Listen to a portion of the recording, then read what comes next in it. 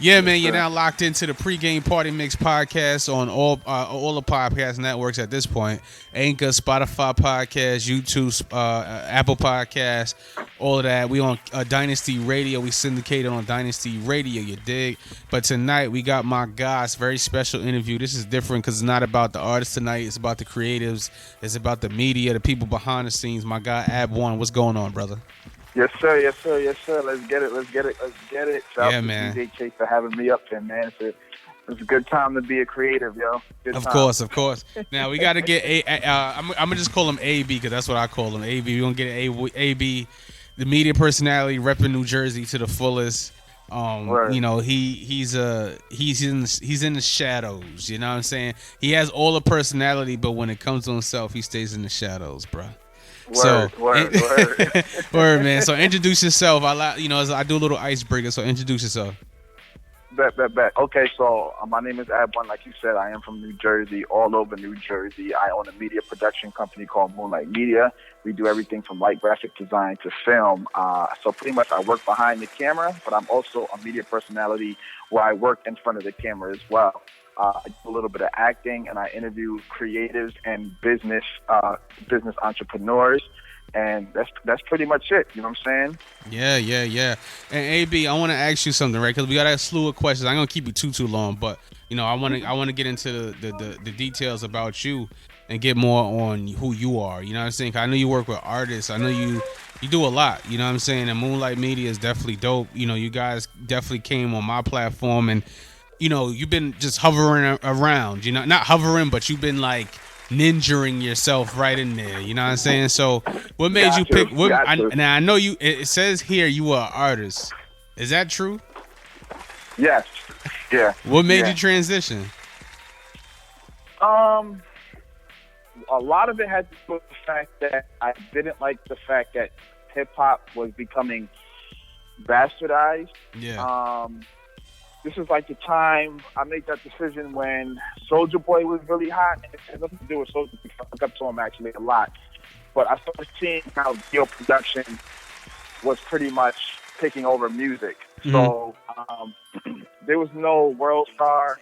There was no, I think Vlad TV was like the only thing. And then like the On the Come Up DVDs and everything like that. Excuse me. But I got tired of like, having to change my style because people was like listening to mumble rap and trap music. Yeah. And every time I went to network, everybody was just trying to like get into my pockets. I just felt like I was shelling out a lot of money and I wasn't going anywhere. Okay. I feel you. Like and it left a sting, yeah. You said who? No, I said it kind of like left a sting, that sting in your gut. You know what I'm saying? Like, yeah, like it was just like, and then it got to the point where I felt like people can Google me and all of my old songs will come up. I'm definitely gonna do that. You know what I'm saying? So, I gotta hear this. People definitely Google me. I've had some situations with a couple artists that are in the industry right now. You know what I'm saying? Like, and you know me, like I'm like a networking guru, so I'm all about building bridges, connecting people, focusing on the next opportunity. But I felt like when I was an artist, it got to a point where it was just too difficult to reach the next level. Yeah. Excuse me. Now that I own Moonlight Media, it's so easy for me to move around because it's like I can go, let's say I go to an event. Perfect example, I went to your album release party for Rich and Spirit, right? Yeah. Make sure I go get to this right now. So I went to your album release party. I can talk to somebody like Big Veg or Sakara, and we could talk on the same level as people that work behind the camera. Or I could work with somebody like Remo, you know what I'm saying, or even Johnny Flaws as people that work in front of the camera. Copy. Okay, you know understood. It's so many ways. Yeah. And then I dabble in music too. Yeah. I'm executive producing Trini the Body's project, so I dabble in music too, so I can still I can navigate through like so many different industries. I can go to like a fashion event and still be able to pitch myself to somebody who may be like, oh, well, I need somebody to do a photo shoot. Okay, well, I own a production company. Or they may say, I don't need a photographer, but I need somebody who can connect the dots with me and somebody else, and I can do that too. Yeah. I got you, man. And I know that you kind of, you do both. You do like more corporate. 'Cause I know sometimes, I think even me, like being around you, like I don't think sometimes like even me, I get to the point where it's like, you have that like corporate mind structure versus the idiot street people that kind of just come in this business. And I think that kind of makes you like leaves a bad taste in your mouth, pause. Like, and you're very like more like like I said, you're very more clean cut. You know what I'm saying? And I think the business side of it is very fitting for somebody like you. You know what I'm saying? Because you're so articulate. Not even saying like articulate, but you're so like advanced, more advanced than just being a rapper. And then there's nothing wrong with being a rapper because you have advanced rappers. You know what I'm saying? But just as far as just personality wise, being a media guy is really good for you. You know what I'm saying? And I think we need more people behind the cameras because they putting us in such a negative light. You know what I'm saying? So I applaud you. I'm definitely a fan of you. And and starting Moonlight Media. How long you been doing Moonlight Media for? It's been 2 years. It's been 2 years so far. Dope. And do you like being an independent media? I guess a media mogul in a sense. Yeah, I love it because honestly, so it's myself and my business partner Jen D. I don't think you've met her yet, but you will. Okay. So I definitely love it because pretty much we can dictate our own prices. We can dictate who we want to bring on to come along the team. We don't have to answer to anybody. You know what I'm saying? So if somebody brings a project to us. Mm-hmm.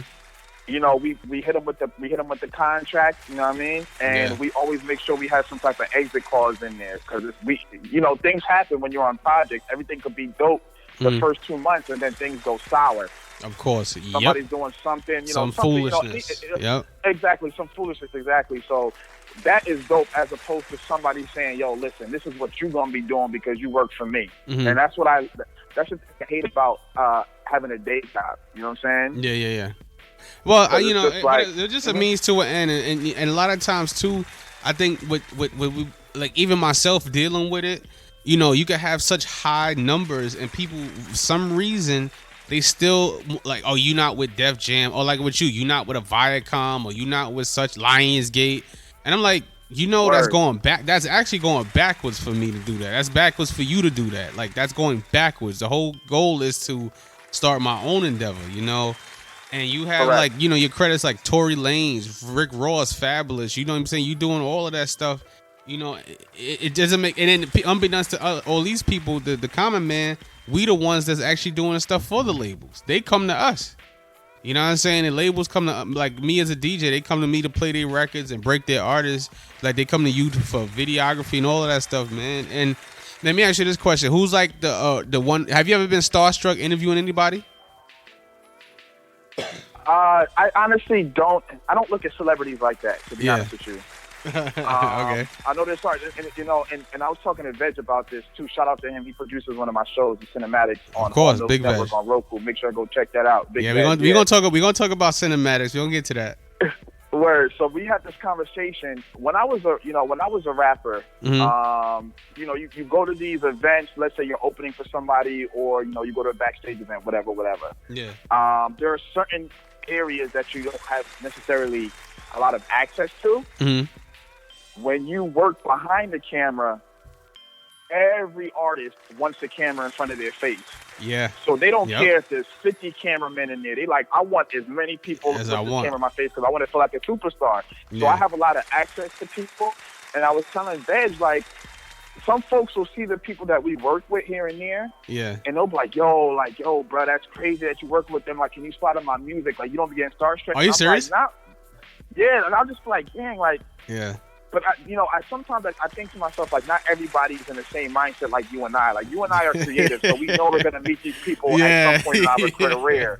Yeah. I definitely don't get hyped. Yeah, my ego is way too big now because like my ego is huge at this point. So and I think I earned it. I think I've totally earned it. Same with you, man. And even because I know you being from Jersey, right?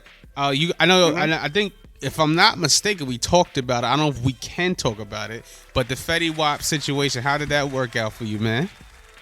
Oh man, you know what? I can definitely talk about it. Okay. I'll give you the exclusive. Okay. This is the first time people are gonna hear about it. Yeah. I'm not gonna post anything on social media yet. But so we had I'm producing a TV show called Only at Jay's. It's about a family in Patterson.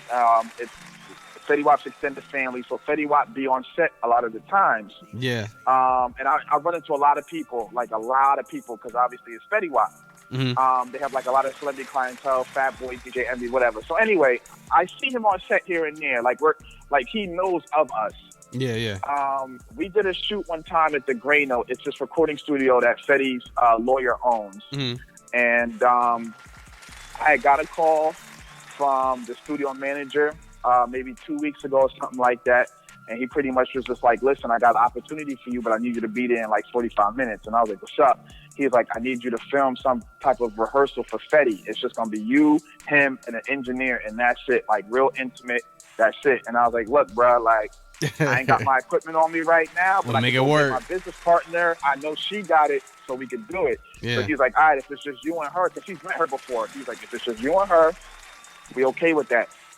Speed up the story. We get to the studio. Fetty Wap comes in. We talking to him, blah, blah, blah. Long story short, what we were actually filming was his audition tape for the next season of Power, because he's going to be on it. There you go. So, you know what I'm saying? So, I mean, he spoke to 50. He had 50 on speakerphone. 50 pretty much told him, like, what it was, blah, blah, blah. Yeah. And we filmed his audition tape, and Fetty hit me up at, like, 2 in the morning, like, yo, bro, much love to you and the crew. Like, I got the part. You know what I'm saying? There you go. I could have easily, now just to the point that we spoke before about, like, you know, us as creatives, we don't look at things like that. Mm-hmm. I looked at it like, dang, like, man, that's really a big piece of history, dog. Especially being with COVID going on, like, that's definitely going to be in the history books, you know. So you gotta take it in. You know what I'm saying? That's a good look, you know, especially for your company, your resume. You know what I'm saying? Once you get the pictures and the interviews, and that's why I say prices go up, you know. So you know, big blessings on that one, bro. Like, and I'm a huge fan of Power. I deliberately did not post it on Instagram because people were like, yo, you need to post this. And I'm like, I don't need clout. I don't need clout like that. Nah, but you know what? I'm going to tell you this. I'm going to yell at you. Definitely post it. Definitely post it, bro. Now, check it. This is what I am going to post it. All right, let's see.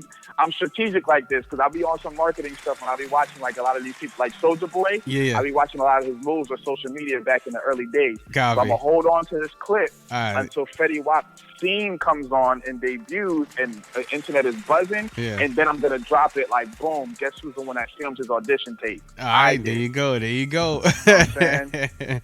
Word, man. Now, big salute on that one, bro. And, you know, I want to talk about the Cinematics channel, right? About a Cinematics show, excuse me, because it was a little odd when it wasn't odd. It was a little bit confusing, so I had to really kind of get it.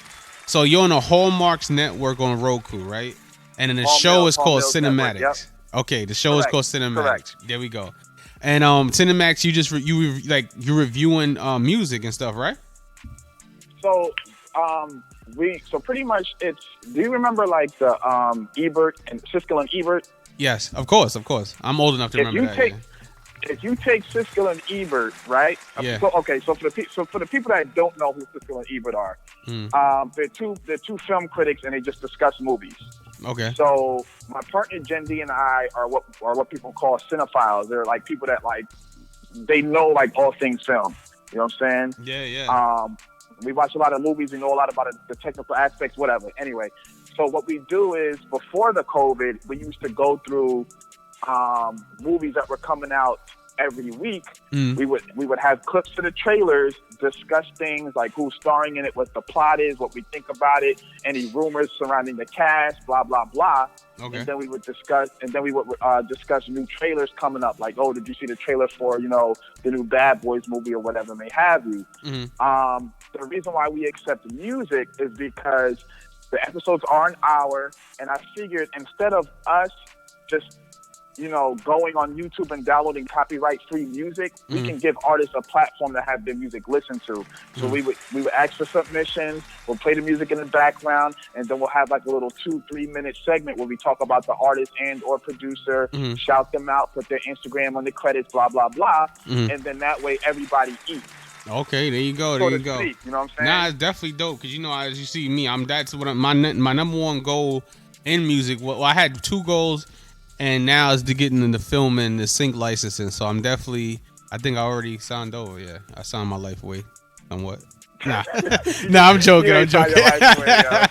Nah, because you know how these artists be like, I'm signing to the Illuminati. Da, da, da. I'm like, dog, what are you talking? Like, you have a cell phone, bro. Like, you signed a contract with a cell phone company. Like, stop. Yo, I'm so sick of it, bro. It's ridiculous. And being a segue, man, you are a fitness guru, bro. I need to get in there with you and get my swole on, bro, because you be getting it in. Man, listen, you already know I'm out here, bro. You told me that you be in Jersey too, so nah, definitely I do. I had the easy pass been kicking my ass, but I'm gonna be out there soon though. They raised the tolls over here, bro. I know. I know this. Trust me, I know they raised the tolls, bro. I know this is pain. Gosh, jeez, they picking up these New York habits. That's why everybody picking up the New York nonsense. That's that's what it is. Everybody picking up the stupid New York nonsense, bro. But nah, man, we could do this. We could do this all day. But AB, man, I want to say thank you for calling. This is the first of many, bro. And I just want to keep it simple. Give everybody a social media where they can find you, everything, bro. All right, so y'all could tell. I'll be on Twitter at Abwon, ABWON, but I'm not on there as much. I'm extremely active on Instagram, so you can hit me on IG, ABWONUNO. So that's Abwon Uno. There you go. There you go. If that's too difficult for y'all, just highlight DJ Chase and I'm just gonna forward him to you, so don't worry about it. We're gonna lock him in because I got him on his promo tour. He got a lot of interviews he about to set up, so don't worry. You're gonna see him everywhere, bro. I'm man. I'm with it. Yeah, there we go. It's the pregame party mix podcast, man. It's the one and only Worldwide Soundz Records on DJ Chase, man. Shout out to my guy AB for calling in. We on Dynasty Radio. Shout out to Kim Dynasty Radio Monday nights, 8 p.m. to 9 p.m. man on 14 podcast networks. Get that merch, shopexplain.com. Just how I sound, just how I spell. I'm DJ Chase, Instagram _DJ Chase, and we out. Cheer. Yes, sir. You good, man.